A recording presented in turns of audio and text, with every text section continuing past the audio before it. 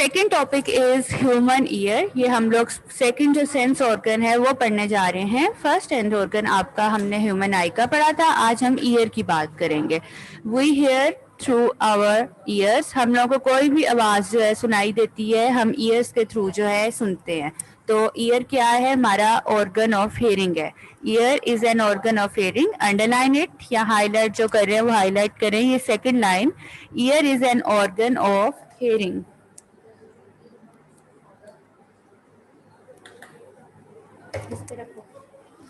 इसके बाद next line है human ear consist of 3 parts, outer ear, middle ear, inner ear. इसको भी हाईलाइट कर लें सब स्टूडेंट्स।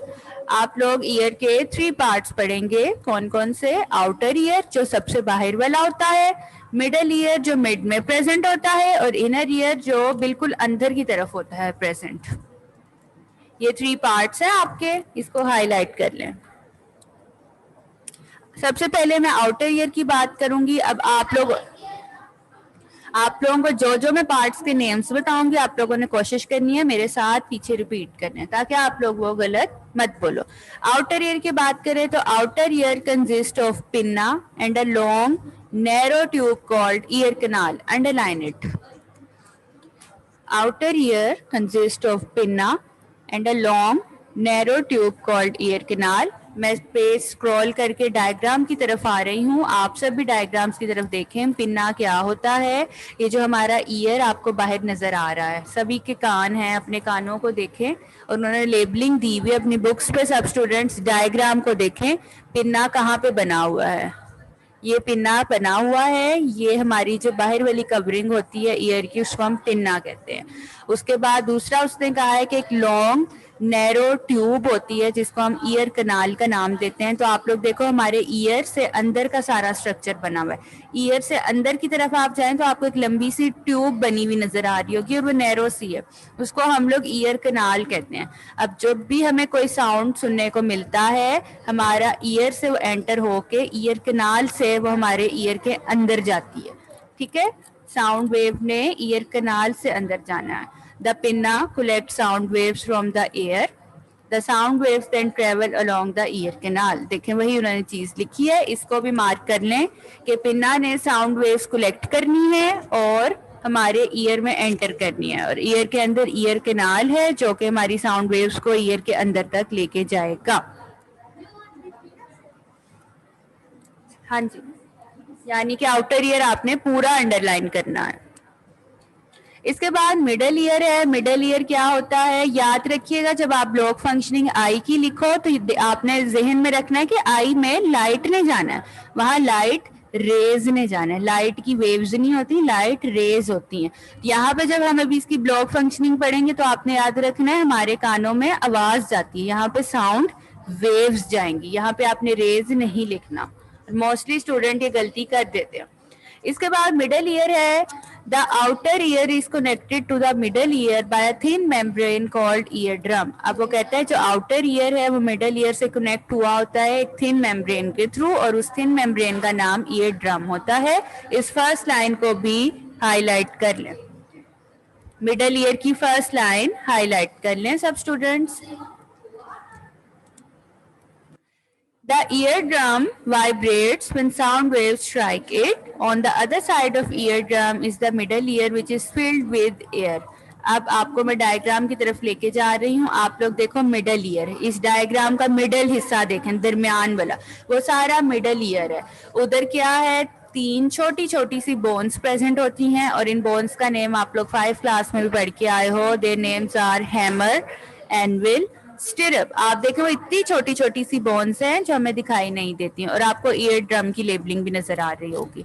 आप लोग इन तीनों बोन्स के नेम फिल कर लें, और कोई आपसे पूछे कि मिडल ईयर में 3 बोन्स कौन सी होती हैं तो आपने उनका नेम बताना है हैमर, मेरे साथ बोलें, hammer, anvil and stirrup. Hammer, anvil, stirrup. और यहाँ 5 क्लास में पढ़ के आए हो, इन 3 बोन्स को आप लोग हाईलाइट कर लो। इनर ईयर पढ़ाने से पहले आपको साइड पे पिंक कलर का बॉक्स नजर आ रहा होगा जिसे डिड यू नो लिखा हुआ है, उसमें उन्होंने क्या बताया है, ये आपका शॉर्ट क्वेश्चन भी आएगा वर्कबुक पे। Some animals can twitch their ears to catch sound waves, a horse can move its ear, we can not move its our ears. वो कहते हैं कि कुछ एनिमल्स ऐसे होते हैं जो अपने ईयर्स को मूव कर सकते हैं। ट्विच का मतलब होता है मूव करना, ईयर्स को ऊपर नीचे करना। अब वो कहते हैं कुछ एनिमल्स ट्विच कर लेते हैं, उन्होंने उसमें एग्जांपल दी है हॉर्स की, कि हॉर्स अपने ईयर मूव कर सकता है, हम ह्यूमंस अपने ईयर मूव नहीं कर सकते। कोई करके दिखा सकता है आप में से मुझे अपने ईयर मूव? किसी के पास टैलेंट है ऐसा? चलें, इसके बाद इनर ईयर की बात करती हूँ मैं। इनर ईयर क्या है? जो स्टूडेंट पिंक बॉक्स को हाईलाइट करना चाहें कर सकते हैं, क्योंकि ये आपका वर्कबुक पे शॉर्ट क्वेश्चन भी है।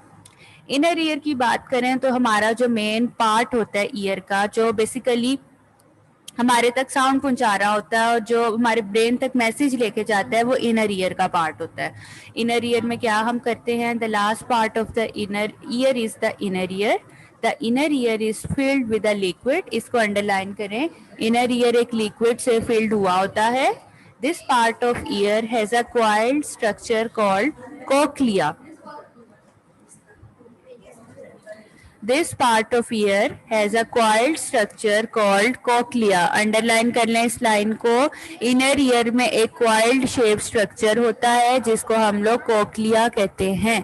कोक्लिया सही से आपने बोलना है।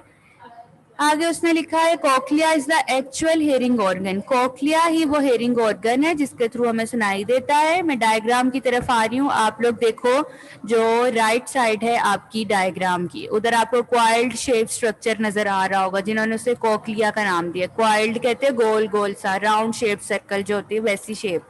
कोक्लिया की शेप कैसी होती है? क्वाइल्ड लाइक इसका स्ट्रक्चर होता है। And this is the actual hearing organ. इस लाइन को मार्क कर लें, the cochlea is the actual hearing organ.